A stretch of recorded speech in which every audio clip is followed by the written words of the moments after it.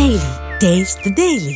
ఆంధ్రప్రదేశ్లో revenge politics నడుస్తున్నాయి. ప్రస్తుతం కూటమి సర్కార్ రెడ్ బుక్ పాలన చేస్తోందనే టాక్ ఉంది. అయితే దీనికి కౌంటర్గా వైసీపీ డిజిటల్ బుక్ ను తీసుకొచ్చిందా? అసలు ఈ డిజిటల్ బుక్ తో ఏం చేయబోతున్నారు? వచ్చే 3 ఏళ్ల తర్వాత వైసీపీ అధికారంలోకి వస్తే డిజిటల్ బుక్ కీలకంగా మారే అవకాశం ఉందా? అటు డిజిటల్ బుక్ పై సొంత పార్టీ లీడర్లు ఖుషి అవుతున్నారా?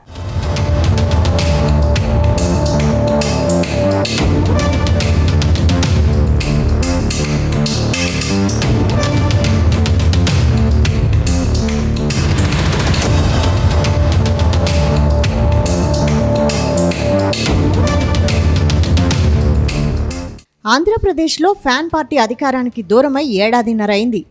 గత అసెంబ్లీ ఎన్నికల్లో వై నాట్ 175 నినాదంతో జనంలోకి వెళ్లిన జగన్కు ప్రజలు గట్టి షాక్ ఇచ్చారు.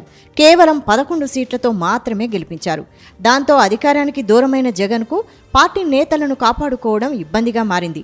ఆలోపే నారా లోకేష్ రెడ్ బుక్ పేరుతో వైసీపీ నేతలను జైలుకు పంపడంతో ఎప్పుడు ఎవరిని అరెస్టు చేస్తారో తెలియని పరిస్థితి. ఇప్పుడు సొంత పార్టీ నేతలను కాపాడుకోవడం జగన్కు కత్తి మీద సాములా మారింది.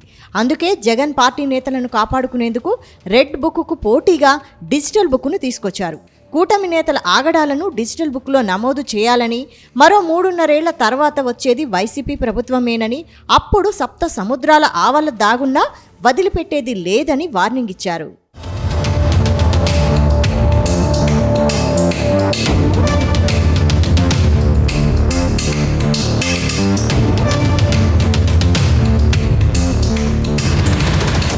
తాజాగా తాడేపల్లిలో వైసీపీ నేతలతో జగన్ విస్తృత స్థాయి సమావేశం నిర్వహించారు. ఈ సందర్భంగా డిజిటల్ బుక్ యాప్ను లాంచ్ చేశారు. గతంలో రెడ్ బుక్కు కౌంటర్గా డిజిటల్ బుక్ తీసుకువస్తామని జగన్ ప్రకటించారు. అన్నట్టుగానే డిజిటల్ బుక్ యాప్ను ప్రారంభించారు. ఇందులో అధికారాన్ని అడ్డం పెట్టుకుని రెచ్చిపోతున్న కూటమి నేతల పేర్లు నమోదు చేయాలని జగన్ కోరారు. తాము మళ్లీ అధికారంలోకి రాగానే ఎవరిని వదిలిపెట్టమని, చట్ట ప్రకారం కఠినంగా శిక్షిస్తామని హెచ్చరించారు.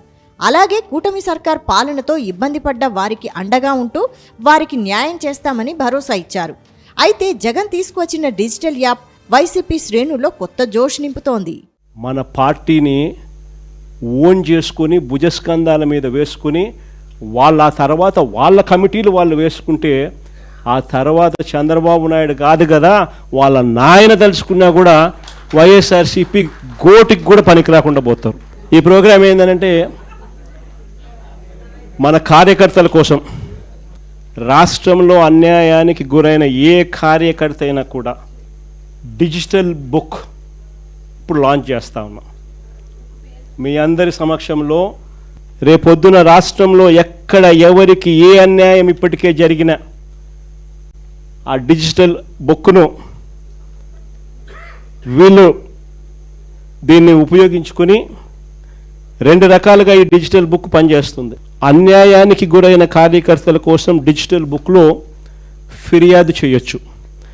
ఇది అన్యాయానికి గురైన ప్రతి కార్యకర్తకు ఇది ఒక శ్రీరామ రక్ష.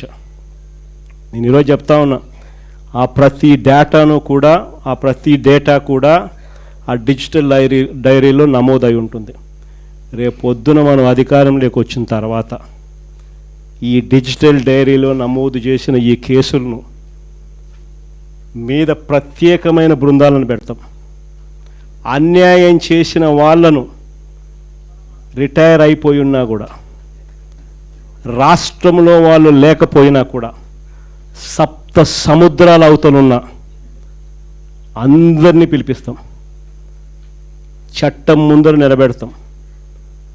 నిలబెట్టించి శిక్ష పడేలా అన్యాయానికి ఈరోజు గురైన వ్యక్తికి సంతోషం కలిగించేలా ప్రతి అడుగు దీని ద్వారా పడుతుంది. గత వైసీపీ ప్రభుత్వంలో సీఎం చంద్రబాబు, పవన్, లోకేష్ను తీవ్ర స్థాయిలో విమర్శించిన నేతల పేర్లను రెడ్ బుక్లో రాశామని లోకేష్ ప్రకటించారు.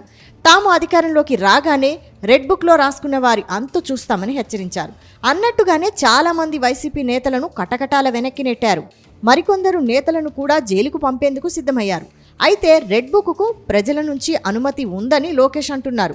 ఇప్పుడు రెడ్ బుక్కు కౌంటర్గా డిజిటల్ బుక్ను వైసీపీ తెరిచింది. గతంలో రెడ్ బుక్లో కేవలం నారా లోకేష్ మాత్రమే రాసుకున్నారు.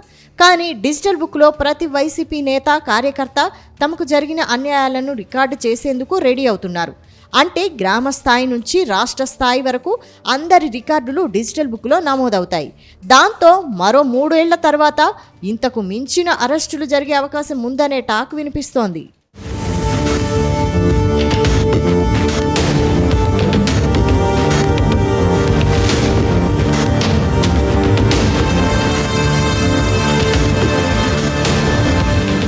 ఇక్కడే వైసీపీ నేతలను ఓ ప్రశ్న వెంటాడుతోంది. రాష్ట్రంలో చాలా మంది నేతలు ఏ పార్టీ అధికారంలో ఉంటే ఆ పార్టీలో చేరిపోవడం ఆనవాయితీగా మారింది. దాంతో కేసులు గట్రా ఉండడం లేకపోవడంతో వారంతా సేఫ్ జోన్లోకి వెళ్తున్నారు. కానీ ఈసారి అలా ఉండే అవకాశం లేదని తెలుస్తోంది. ఎందుకంటే భవిష్యత్తులో వైసీపీ అధికారంలోకి వస్తే ఇప్పుడు ఇబ్బంది పెట్టిన నేతలను ఎవ్వరిని కూడా ఫ్యాన్ పార్టీలో చేర్చుకునే అవకాశమే లేదని జగన్ క్లారిటీ ఇచ్చినట్టు తెలుస్తోంది. ఒకవేళ తప్పని పరిస్థితుల్లో ఎవరినైనా చేర్చుకోవాల్సి వచ్చినా వారిని నో అబ్జెక్షన్ సర్టిఫికేట్ను పార్టీ నాయకులు ఇస్తే అప్పుడు ఆలోచిద్దామని చెప్పారట. మొత్తంగా జగన్ నిర్ణయంతో సొంత పార్టీ నేతలు ఖుషి అవుతున్నట్టు తెలుస్తోంది.